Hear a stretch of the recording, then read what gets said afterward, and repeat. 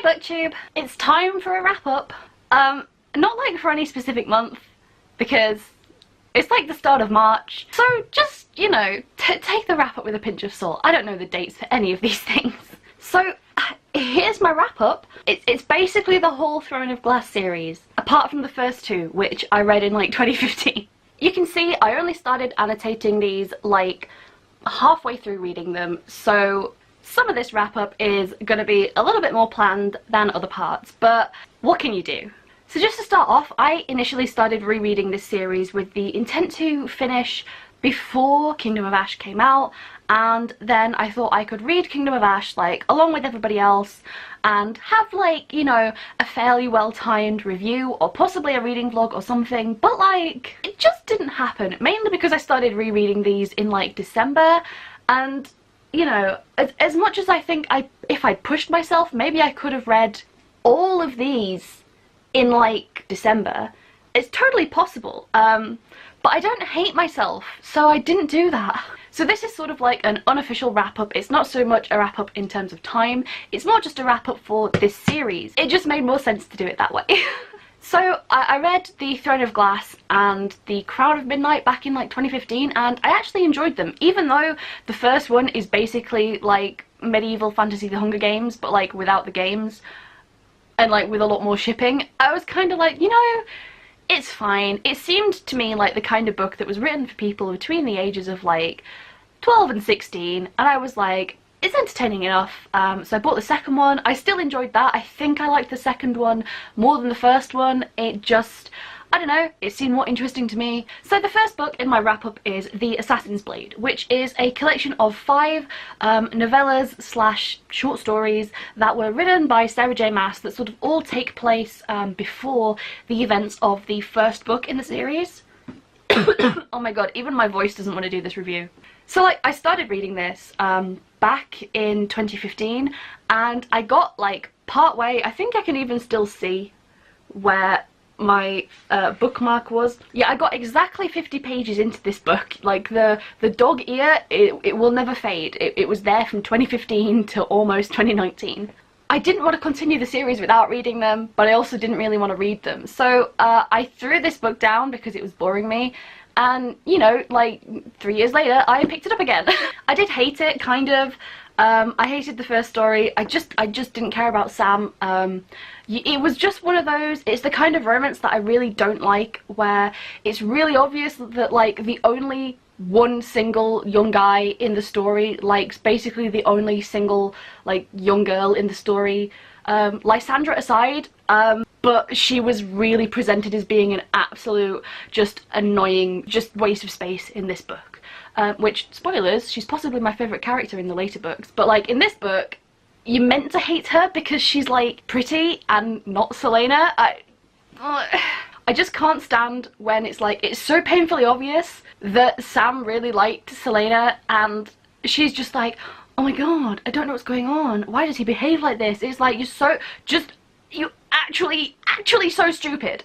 I hated it. The thing where he died, it made no sense. Like, I mean, we knew that he was gonna die. It tells you in like really early on in Throne of Glass that Sam is dead, so you know going into this book that Sam is gonna die, and I just didn't care. I'm gonna be honest. It was like the only reason that he went on his own was because Selena was like, oh, he needs to do this for his pride. Like, so, come again? Oh no, Sam needs to do this because if I say that I'm going to do it with him, then it would probably, like, hurt his feelings or something. I'm sorry, but, like, in the end it hurt literally his whole body because he is dead. He is tortured and he is dead. I literally don't understand. Like, they talk for so long about how killing these 2 people is going to be, like, the hardest thing ever. Even the other assassins don't dare go after, like, these 2... like, I can't remember their names, honestly. They don't, nobody dares go after them. And Selena's like the best of the best. And she's still been getting her ass handed to her this whole book. And then she just lets Sam go on his own and she's like, oh yeah, I'll be fine. I'm sorry, Sam deserved to die and Selena deserved to be upset about it. R.I.P. Mantelpiece Clock, you were the best character. I didn't annotate this, so I can't say anything else about it, but I remember really not enjoying any of this book. it sucked. Oh, Heir of Fire. I don't know what happened to this copy. Oops, let's just put that back. Yeah, Heir of Fire. It's basically summer camp. It's basically Selena goes to summer camp. I mean, it was fine. I liked the, I guess, they're just, I don't even know how to say it. I don't even know how to say it. Like, I don't know. It really did just feel like in anime where you get the spin-off beach episode. That's not to say that I didn't like this book. I actually did kind of enjoy this one. Mainly because, sweet summer child that I was, part of me was thinking, oh, she's gonna go straight into a romance with Rowan, and at the time, I mean, you're gonna know how stupid this is gonna be, but at the time, the fact that it was so very purposefully stated that it wasn't romantic, it was like, oh, she's so glad that she can just collapse next to this person who understands her so well and who she is so close to, but not in a romantic way. And I was like, yes, bitch, thank you, I needed this. It didn't last long. Basically the second that this book ends and the next one begins, it's kind of like, it's romance time, fairy prince romance time. But in this book at least, it was fine. Like, while I was reading it and didn't know the romance ship that awaited me in the next book, I enjoyed their relationship at the time. One thing that I did think when reading this was, and look, shout out in the comments below if you are in fact a fan of Dragon Age. You know where I'm going with this. In Dragon Age, there's a real sexy elf in Dragon Age 2. His name is Fenris, and he's an elven warrior, and he has tan skin, and like he has white hair, and he has tattoos all over him. And when I read Rowan's description, I was kind of like, huh, you sound kind of like that guy. And I was just kind of like, okay, yeah, sure, whatever. But then like fast forward a little bit and he does actually have like a pal called Fenris, and I was like, oh, hang on a minute. it just kind of stuck with me that we have the Dragon Age character Fenris who looks a certain way and has a certain name, and one character in this book got his looks and one character in this book got his name. And I was just like, don't do this to me, Sarah J Maas, because, you know, there can only be one sexy, white-haired, tattooed, brooding elf in my heart, and that place is already taken by Fenris from Dragon Age. So sorry, Rowan. Sorry. The position of broody, tattooed, white-haired elf has been filled. What can I say? You came several years late to the party. I actually read most of this novel while I was at like a little family Christmas party. I basically just sat in the corner and read Heir of Fire the whole time while everyone else like had fun and had drinks, you know, because that's just how I roll. But like, it was fine, it was super nice. I had a dog come and sit with me for like most of the evening, so, you know, it was honestly just a really good night, just sat in the corner in the cold with my book. I don't know if maybe my enjoyment of like that evening itself is like skewing my fond remembrance of reading this novel. Like, I don't know if my enjoyment of where I was reading it contributed to like my memory of how much I actually enjoyed the book, which could totally be a factor. Honestly, if I end up accidentally giving books a slightly better rating than they deserve just because like I read it while I had like a cute dog as a blanket, then, you know, so be it. It did kind of feel like pointless. It was basically a really long training montage. Did anything else happen in this book, or am I just like forgetting everything?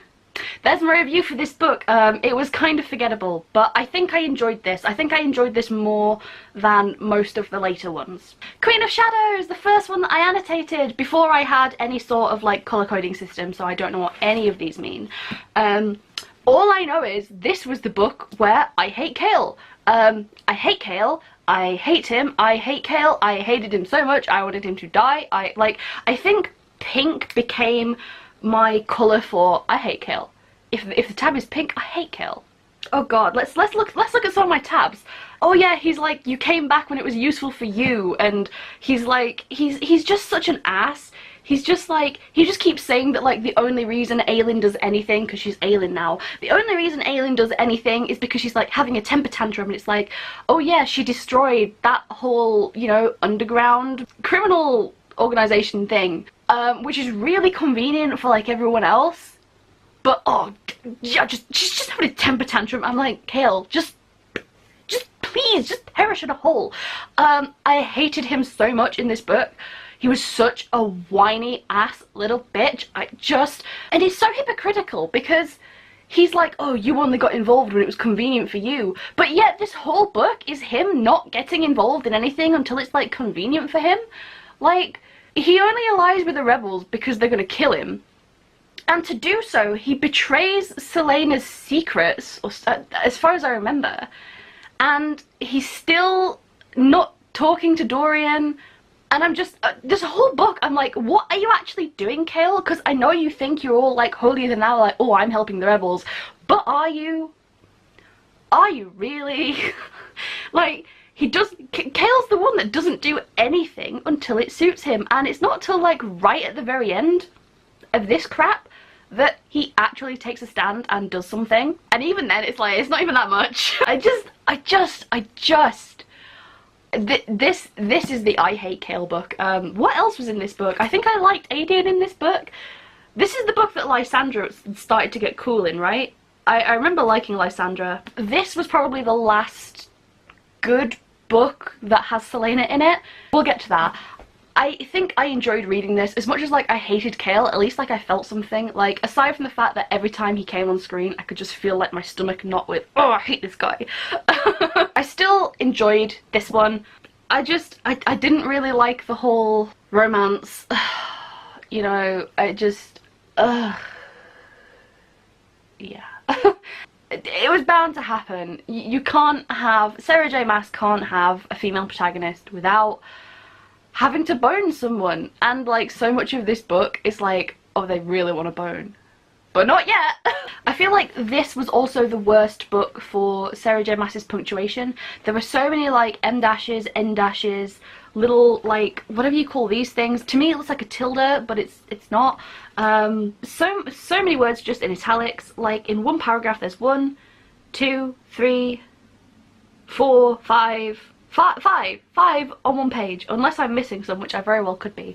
Yeah, a lot of the punctuation annoyed me in this book. I felt like it got better as the books went on, but like, it was real bad in these books. Something else that I noticed, like right at the end, there's just a few little continuity things. Right at the end, Kaltain gives them one of the word keys or weird keys. So Kaltain gives them the word key and she blows up like a whole bunch of Morath. And at the time, she gives them like the little scrap of cloak back that Celaena had given to her, and she basically says to find Celaena Sardothian and give her this, basically, and give her a message. But then, like, right at the end, Manon basically says that Kaltain didn't care whether or not they escaped the blast or not, and I'm like, but if Kaltain didn't care whether they lived or died, then why would she give them the word key? And why would she give them the message for Celaena unless she had intended for those things to escape the blast? It just, like, you can't make everyone, like, really angsty and not care when it's, like, clearly they had a purpose. Because if she hadn't cared and she'd blown them up and they hadn't survived, then nothing would have changed. The word key would have just been, like, laid in some rubble at Morath. And Celaena would never have known. Etc. It was fine. Yeah, surprisingly, I did enjoy this book. I think I rated this like, I think I gave it like a 3 out of 5, but maybe like a 3 and a little bit, maybe not a 3.5, but like a 3 and a little bit. Next was Empire of Storms.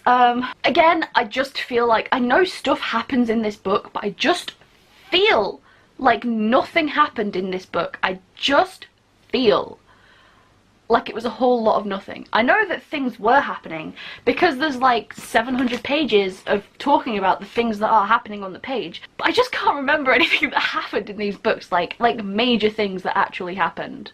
Oh god, like straight away in this book we got to like, you know, grinding against the tree, and I was like, alright, this is the kind of book that this is gonna be. So luckily for me, there was no Kale in this book, which was like a nice refresher.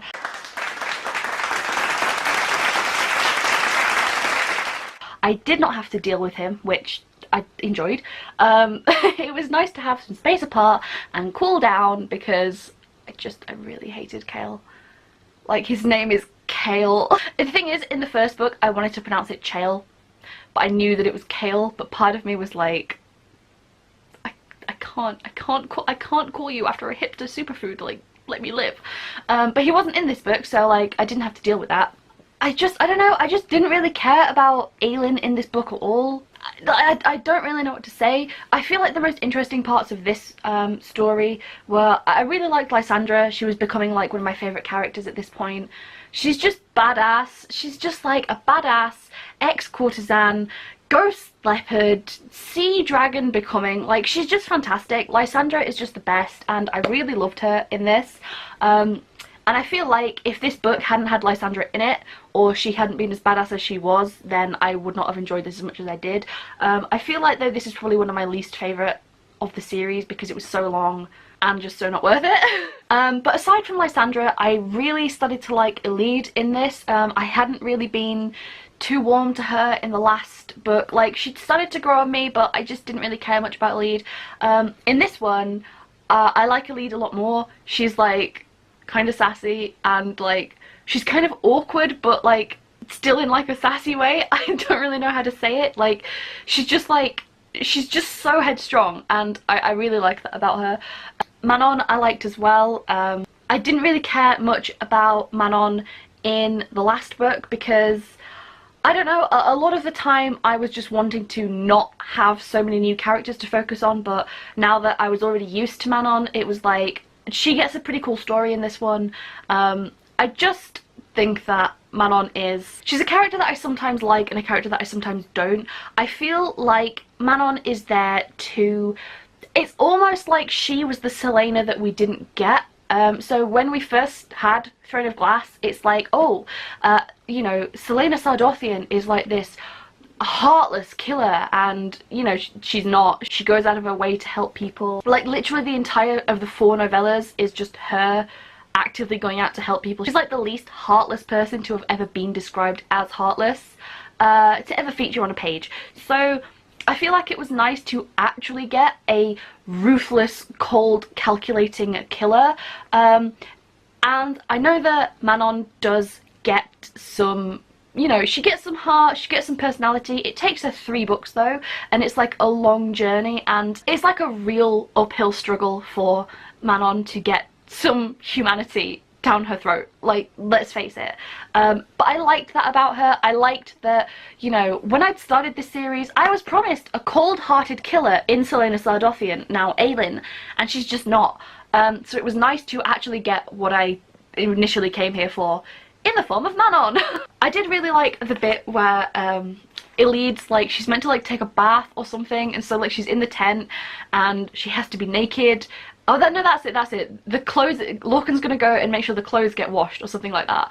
And so Elide has to be naked, and then rather than being like, you know, she should be naked in the tent alone, her immediate response is just, if I'm naked, you have to be naked too. And I'm like, she's so dumb, but she's so great. Like, I love her. I loved Elide, and you know, it was like, that was like pure fanfiction moment. It was the exact same tone as those fanfics where it's like, 2 people book a room in a hotel, but it turns out there's only 1 bed. It's kind of like, that's the exact tone that I felt that was written in. It was really funny. I liked that bit. I like that Elide constantly gives Lorcan shit, but yet she will take none in return. She's so sassy, she's so feisty. I feel like, you know when you see those videos of like some gigantic like dog with like huge teeth and like huge muscles, and then there's like this tiny little Pomeranian or something, like this tiny little lapdog just like yipping up at it as if it could take it, and the big dog's kind of like, oh, I don't know what to do with this. That is the whole dynamic of Lorcan and Elide, and it's so funny. Obviously Sarah J Maas couldn't do anything aside from turn it into a romance, but I expected that at this point, so like, I'll let it slide. So many times in this book though, it's like mentioned that Rowan and his, how do you pronounce it, like Cadra? I don't know. Like, honestly, I don't know how to pronounce that word. I'm just gonna go with Cadra. Cadra? Cadra sounds fine. It's probably wrong, but it's mentioned so many times that Rowan and his little posse of like elven friends, they constantly mention that, you know, when they're working together they could just like easily destroy like a whole city or a whole civilization if they wanted to, and that they have done that several times before because they're like so powerful. And every time they get into a fight I'm like, so you guys can like totally decimate an entire city and like turn it to rubble, but like not a small group of attackers, right? I am confusion. Oh god, yeah. Page 354. You know, it's like, here comes the sex scene that has been building for several books. We've been literally teased about it. It's been talked about so much, about how they're gonna bone. Like so much, and they finally get down and get kinky on the beach. So like I'm pretty convinced that Aelin Galathynius now just has like a real sandy vagina. I just it was so cringe. Like I get that Sarah J Maas likes to pepper her fantasy stories with like softcore porn, and I mean, you know, I'm really desensitized to this sort of stuff. But I imagine if you started reading The Throne of Glass, because to me the first couple books in The Throne of Glass are like the sort of books that I would have read when I was like 12, you know? I feel like they're meant to, especially the first one, is meant to appeal to like a young teen girl, possibly even a tween girl. And then like these books have a warning on the back that's like only for mature readers, and it's like, but I consider these basically kids' books. I mean, maybe that's just me, because the rest of it does not read like an adult fantasy in the slightest, and the sex scenes are pretty graphic. But you can't undo the fact that the whole series, like before this point, was definitely aimed at a much younger audience, like as far as I can tell. I know there's like the occasional bits of gore and torture, but like I just don't see it. I just don't see this being aimed at an adult audience, but I guess it is now, because Rowan's dick is described as velvet wrapped steel, which I am 100% sure is the way that a penis was described in 50 Shades of Grey. Correct me if I'm wrong. Also, would just like to state, for both, what is it, E.L. James and Sarah J Maas, I don't think that would feel very good. Velvet wrapped steel, aside from the fact that that doesn't sound the best, like, I understand they're trying to be like, oh yeah, it's something hard, but it's like silky smooth, or something along those lines, but part of me is just thinking like, have you guys ever touched velvet? As a goth, I own a lot of velvet, and in one direction it's pretty soft, yeah. But if you push your hand the other way, that's gonna chafe. Who wants to describe a dick as feeling like velvet? That's not going to be pleasant. Also, during the boning, Aelin turns the sand into like glass, so there's like a permanent monument to where they first boned, and it's like, excuse me? I just have this image of like some sort of horrific imprint in the glass. It's like, we've got Throne of Glass, now we're on Bone of Glass. My whole body just cringed at the sound of what I just said. I mean, I feel like a lot of this book was building up to just like a boning session. Oh yeah, and then just randomly at the end of the book they're just married. Sure, why not? I mean, okay, sure.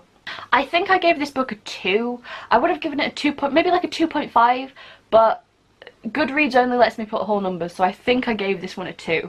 Then we move on to Tower of Dawn, and do you know, I actually liked this one.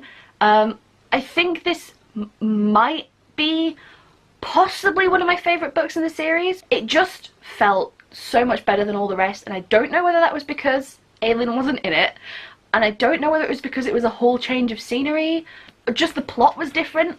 I really found this book refreshing, and I know a lot of people would like to skip this because it is like over 600 pages of stuff happening across the sea, and you know, it ties in. Like, to me, I don't think you can skip it, but a lot of people want to. But to me, I'm so glad that this was like a buffer between nothing but Aelin and then a whole lot more Aelin. Like, I was really glad for this buffer. Aside from the fact that this book was a lot more diverse, this felt like the most adult book of them all. I don't know whether it was just because the setting felt fresh. It was just like a whole chance to start anew, and the characters were all fresh. The only character that we really knew was Kale. I mean, we knew Nesrin, but not that much. This was just such a breath of fresh air, and I'm so glad that this book acts as like a little buffer between Empire of Storms and Kingdom of Ash. I feel like I would have been so sick of reading the same people's stories over and over again if I didn't just get some sort of distraction, and I just much preferred the way that this one was written, honestly. I just really liked this one. That being said, like, I don't think it was fantastic. I just think it was better compared to most of the other books in this series. I liked that a whole load of this just was like a personal journey of healing and reflection, and Kale getting over himself. I actually didn't hate him in this book. I hadn't hated him in like the first 2 books, so it was nice to not have to read a book where I completely hated the main character for every page. He definitely was not as bad as he was in Queen of Shadows. I mean, obviously Irene was the best character.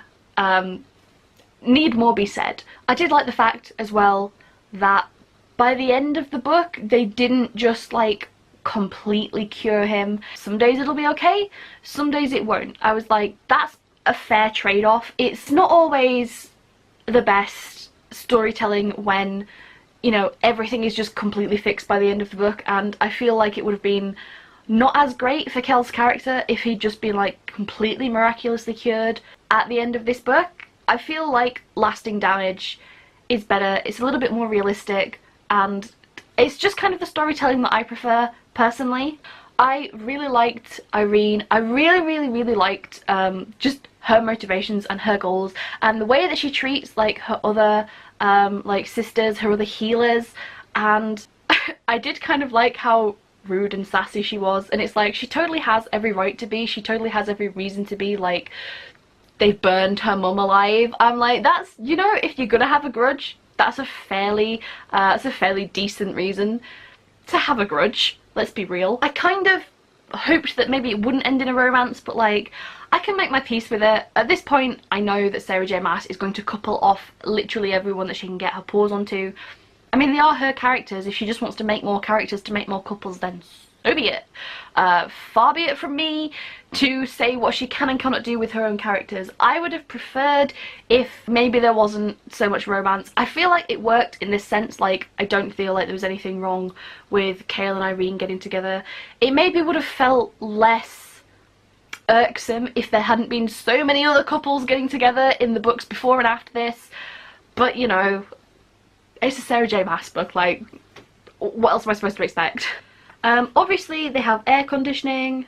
A lot of the things that I don't like in Sarah J Maas's books, and it does feature in this, is like when men look at each other and they're like, you know, I think at one point in this book he meets someone's gaze and he reads it as territory claimed, like as though Irene is territory. It's like, back off, she's mine, territory claimed, and it's like, ugh. Ugh. Do you know what I mean? It's like, she always says things like, oh, they had like a purely male gaze, or like a purely male smirk, or a purely male tone to his voice, and I'm like, if you say that somebody says something in a purely male tone of voice, I don't know what that means. Are you trying to tell me that only men can be horny? Because, like, what? I didn't get it. I don't get it, Sarah J Maas. I don't get it. Like, if somebody talks in a purely male tone of voice, I'm like, I have no idea how that person is speaking. Are they growling? Are they singing? Are they hissing? Like, what is a purely male tone of voice? There's literally no such thing. There's literally no such thing as like a purely male smirk. I'm like, I guarantee I can make my mouth smirk in the same way as like any guy. It's a mouth. Like, it's not a sexual organ. It's not like something that is differentiated by gender. Like, it's a mouth. The muscles are the same. You know, gender rage aside, I did really like some of the female camaraderie. I know there wasn't much. There weren't many scenes where 2 women were speaking and it wasn't about like Kale or something like that.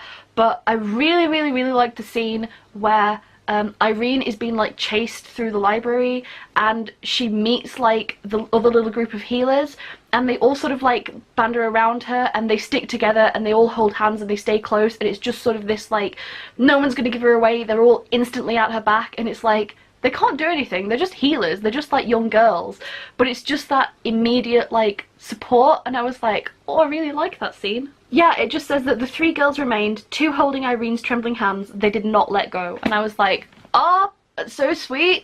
I like how they're just there for each other.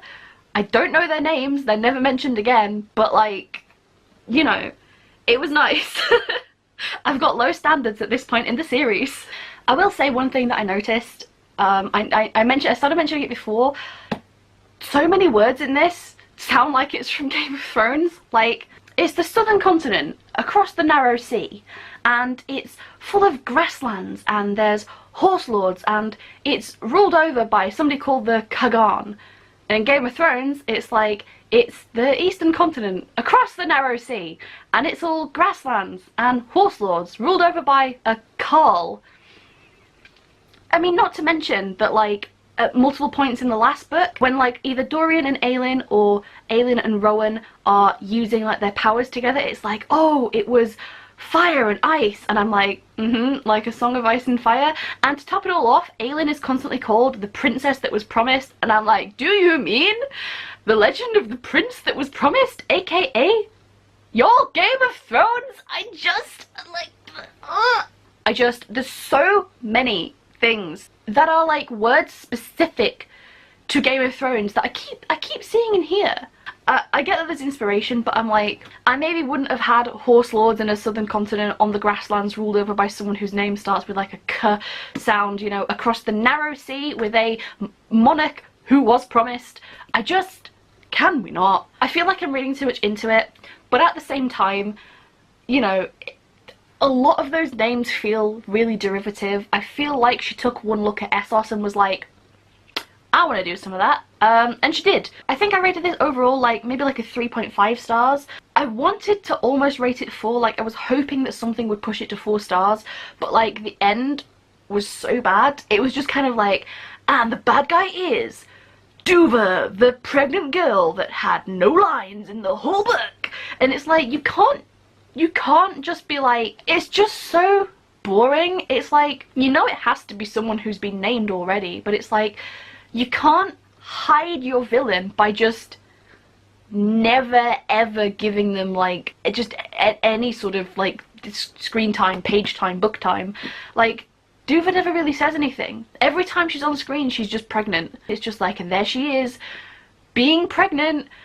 There's like, the only hint you get that it's meant to be her is everyone else goes away, and Duva's like, oh, I can't come because, you know, I'm pregnant and I don't feel up to it. And it's like, that makes total sense. And by the end of this book, it's meant to be like, she was using that as a ruse to not go.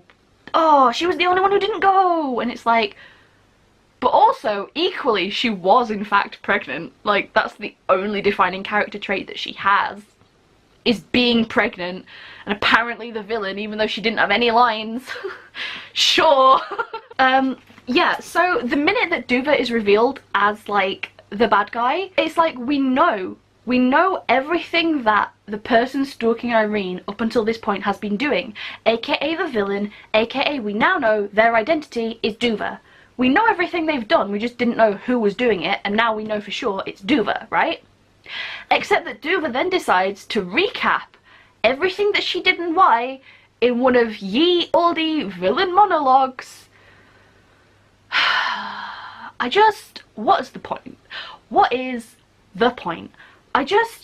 She actually just monologues and explains all of her actions and everything she did, and it's like, but we know you did those things. Oh, I hate when this sort of stuff happens. It almost made me just hate the book, and we're only like 50 pages max from the end. It was just, it just sucked so bad. It just sucked. It was like the worst ending. It was like, they could have just like, fair enough, it's Duva. Can you just fight without her having to like sit and explain like in exact detail the exact reason that she did everything that she did that we already know that she did because I fucking read the book? 3.5 stars. Maybe. Maximum. Then we come to the, I guess, behemoth that is Kingdom of Ash. She's thick. What to say about Kingdom of Ash? Aside from the fact that some annoying person on Instagram spoiled the end, somebody that I don't even follow on Instagram popped up, like, in my, like, you know when it gives you things that it thinks you'll want, and they didn't have any spoiler warning. It just said friendly reminder, and then it told you, like, everyone that lived and was, like, super happy, and I was like, are you actually joking me right now? Like, that's not a friendly reminder, that's just, like, an annoying spoiler. Thanks. So I blocked that person and read this out of spite, hoping, like, you know, to be fair, I knew that Aelin probably wasn't going to die at the end. Like, I was hoping somewhere inside that she would die, just to make the book more interesting, to be honest. But it's Sarah J Maas, and you kind of knew that she was somehow going to survive. I pretty much figured out that she was somehow going to lose all of her power. The minute that it kept mentioning constantly, I can't remember if it started in the last book, when whenever she would, like, make the ruby in Galdrin's hilt glow, I was like, she's putting power into that. And it was really obvious she was, and it's like, I know it's meant to be a callback, but it was like, it wasn't a huge surprise. Like, it was there on the page. If it mentions something so many times that she's doing one specific thing over and over again, aka her fire is making the ruby glow, it's like, there's clearly more to that. There's clearly a reason that it's been mentioned several times. And it's so that, you know, if you reread it, you can say, oh, she's putting power into it there, and there, and there. So yeah, there weren't really a lot of surprises. Not to mention that, like, obviously, like, I'm pretty sure that by the end of this, Lysandra's my favourite character. I just really like her. I just really like that she's not the strongest, she's not the smartest, she's, like, she has a really small role to play, but she just does it to the fullest. She believes in Aelin, she trusts in their purpose, like, she has something to fight for, and she will fight for it. Like, she's so badass. It's like, everyone else keeps losing faith, everyone else keeps, like, blaming Aelin for this and that and the other, or trying to find someone to blame for something, and Lysandra the whole time just gets her head down and does what needs to be done, regardless of how much it hurts her, or, you know, what it's going to mean for her. Like, she just puts everything else aside and does her duty, and I love her so much. I'm really glad that she went from, like, the most annoying, tropey, two-dimensional, like, just female rival type pretty annoying character in the, like, prequel novellas, to being, like, just the most caring, badass ghost leopard woman, like, ever. She was just badass, and I just really liked her. That said, the sections with Lysandra and Aidyn and co were all so dull. Like, they're just so boring. Up until, like, right at the very end, all of this section of the book, every time you read about them, it's like, okay, we're in battle, we are prepping for battle, a battle is just finished, we just lost a battle, we're running from a battle, we don't know what we're going to do for the next battle, we're under siege in a battle. It's just like, I know that for, like, the whole time of this book they are meant to be constantly fighting, but it just means that every time you read a new chapter, it's basically just the same as the last, and it got really boring and really samey. It's like, I get it. Every single chapter you remind me, this battle could be the end. We're probably not going to make it through this. We have no supplies. Our men are dying. Blah, blah, blah. Like, I get it. Every single chapter, you just tell me again how bad everything is, and remind me again how bad the situation is, and how much you're going to die. But you just happen to hold on exactly long enough until Aelin and co come, like, charging through on a noble Lord of the North steed, like, with your magic sword held high, and, you know, like, don't get me wrong, I really like Lysandra's character, and I do like, I could honestly just read a book about nothing but, like, the thick of battle and planning for it, preparing for it, but it just felt very samey, and a lot of this book is about that, so, like, it was real samey. Oh, although, like, to be real, R.I.P. the 13, I remember hearing something about, like, Sarah J Maas saying that no character in the book is safe apart from Fleetfoot, like, the only character that's definitely gonna make it to the end alive is Fleetfoot. But to be honest, in, like, all of these books, basically nobody dies. Like, even in this book, it's like, really minor characters occasionally die, but for the most part nobody dies. And then like you have 24 deaths in the space of like a paragraph, you know, 12 of the 13 plus their wyverns, and it's just like, yikes. Like it was really good, honestly. I like really dramatic, emotional, purposeful deaths. I really like the self-sacrifice thing. I really, oh my god, it was so satisfying that it was Asterin who got to the witch tower and like pulled up her shirt to show her scar and like really gave one to Manon's grandmother, you know? Like that was so satisfying, and it was so sad that they all died. It was so sad, but like, I mean, it wasn't that sad in the grand scheme of things, because like, let's face it, I couldn't remember most of their names, and I'm pretty sure like half of the 13 just didn't ever have a line of dialogue between them. But for the most part, you know, it was, I liked that. I liked the self-sacrifice, you know, I just really liked Asterin's revenge, and I like that by the end of it Manon wasn't okay. I like that by the end of it she was like, yeah, I'm pretty screwed up from this, actually. BRB guys, I need to deal with this on my own. And I like that by the end of it she's still dealing with it. Like by the end of the book people aren't just magically better. I mean, some of them are magically better, but at least Manon is not magically better, and I like that it left it open. I know there was like people were so mad for the Dorian Manon ship, and I was like, I kind of see it, I kind of get it. I mean, like, I think I'm just ship weary at this point. I don't really ship anyone from these books because I'm just like, okay. But I like that it at least left it open. It wasn't like they were definitely going to get together, and it wasn't like they definitely weren't. It was kind of like there's mutual respect and mutual attraction, and, you know, probably some things will happen in the years to come, but who knows. And, you know, I like that it at least left it open. Oh no, that was one other thing that I like just couldn't stand about this book. They killed Gavriel for literally no reason. It was just, he turned up and it was like, okay, yeah, we're finally gonna have this father-son bonding moment, we'll do this together. And he was like, yeah, together, BRB. And he went out and died. And it was like, the whole time Adian was like, he could have stayed. And he even gives like an example of the way he could have stayed, to stay and just push his magic barrier outwards and then they close the gate, and he totally could have done that, but he just died. It was like, even the characters in the book said a really explicit way that he could have stayed with them, but he just didn't. And it's like, I feel like when you compare that to the sacrifice of the 13, like, they're so stark against each other. Like, one of them was so pointless, and then one of them was like so poetic, and obviously the 13 sacrifice means so much more. Like, I'm just looking at this like, why did Gavriel die again? Was it just because Sarah J Maas realised that she hadn't really killed off that many characters? And let's face it, at the end, basically everyone is still alive. I rated this book 3 stars. It wasn't that great. It was kind of okay. I mean, at least it ended. That's all I can say about this series. At least it ended. Like, I finished it.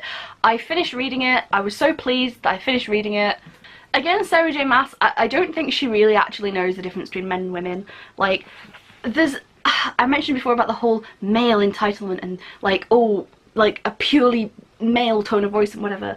Like, there's a bit where, it's like there's a bit where like Adian's in a tent, I think he's with Lysandra, and it's something like, there's the smell of blood, and it just says that, you know, it makes his rage build into something where he might very well have killed the next male who entered the tent, and I'm like, bitch, what? So like, you're just so jealous and overprotective for like literally no reason that you would just kill the next person with a penis to enter the tent. Like, RIP that messenger if he happens to have like an important missive, or, but also like, if a woman enters the tent, it's like, oh no, that's not a threat. Bearing in mind he himself is supposedly bisexual.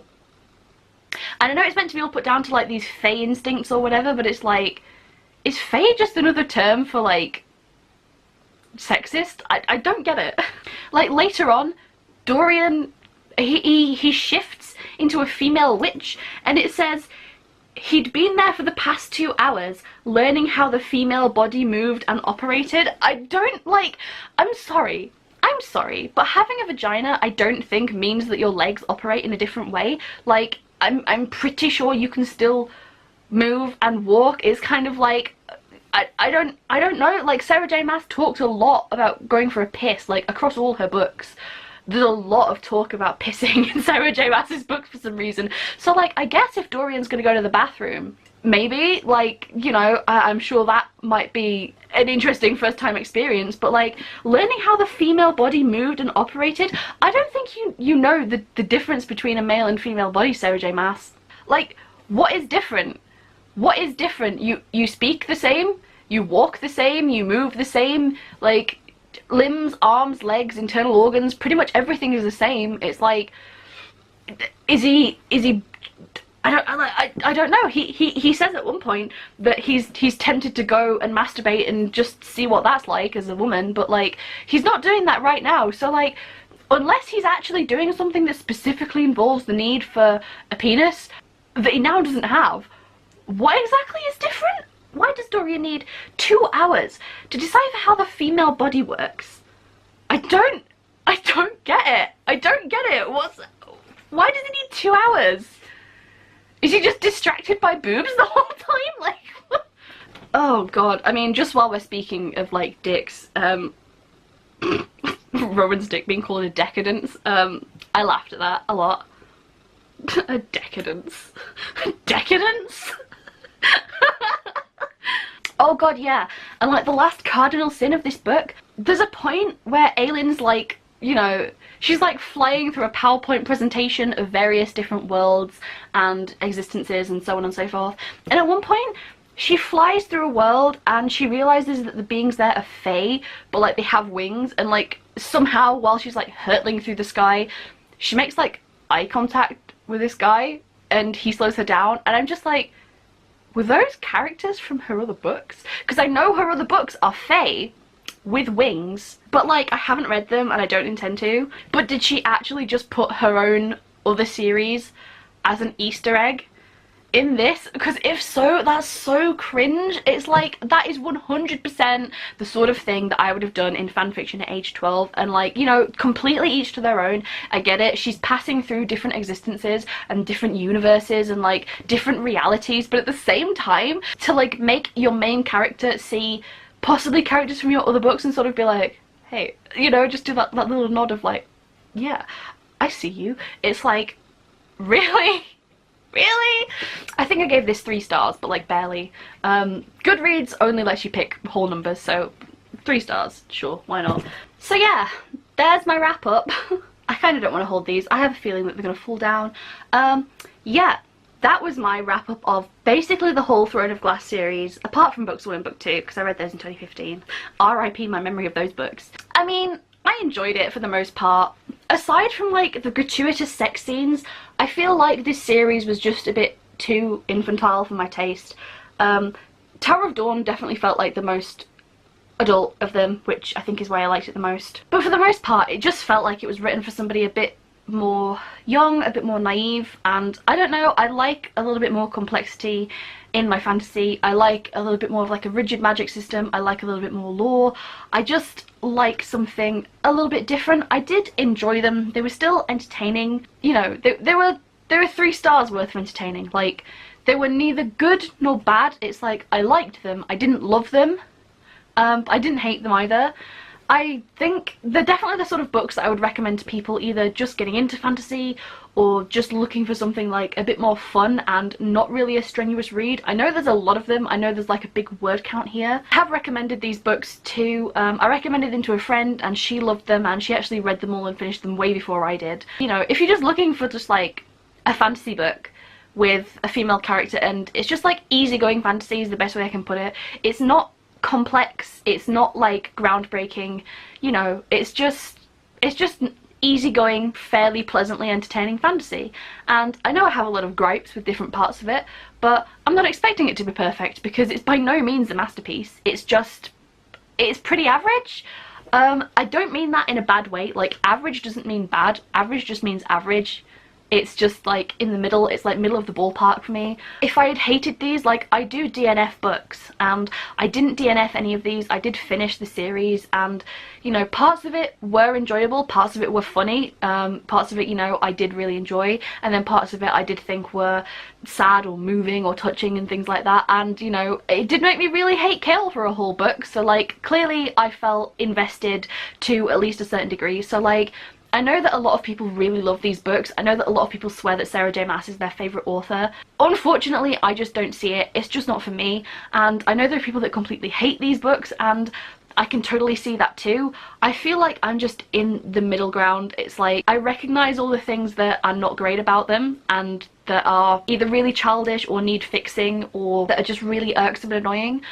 But at the same time, I can see why people like them. The story itself is like, it's pretty basic, but it's not bad. It's not badly written. It's not the best, but it's not the worst, at least in my opinion. So I feel like I can see kind of both sides of the argument. It's hard for me to like really recommend this, but I don't know. I always thought that the first two books I would definitely recommend to like new readers. I would like think if you're just starting high school or something and you want like an easygoing fantasy book to get into, I would have thought the first two Throne of Glass series novels were like perfect for that. But there's so much boning in like the last few that I don't feel like I can really recommend it to someone of that age. And I mean, I'm only trying to think of what I would have read at a certain age, and obviously tastes differ between different people. I feel like if I had read the Throne of Glass series when I was like 12, 13, I would have enjoyed the first two novels so much more than I did as an adult. Each to their own, I suppose. Tastes change, and I guess this is just, I know that I would have liked this a lot more when I was younger because I had different tastes then, and at the moment I just don't. I have different tastes now. Obviously there were bits that I enjoyed, but overall it was just a pretty mediocre series for me. Please don't hate me for saying that if this is like your favourite book. I just kind of felt like this was, for the most part, mediocre.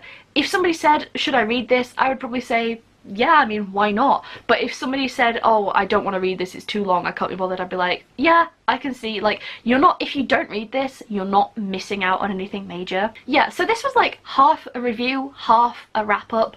I don't really know how to structure this yet. I'm so new to BookTube, so please forgive me if this was like super long or super annoying or super boring. I'm honestly just kind of glad that I've finished this series and that I can put it behind me, and that I have so many other things that I can read now that I can finally get to and finally enjoy. So, you know, let me know what you thought about the series. Did you love it? Did you hate it? Most people seem to love it or hate it. I don't see many people that are like smack in the middle like me. Let me know what you thought of the series and also of my video. That would be nice. Yeah, I guess that's about it. So I don't really have much of an outro. Stick around for my next video, and yeah, that's about it. Bye.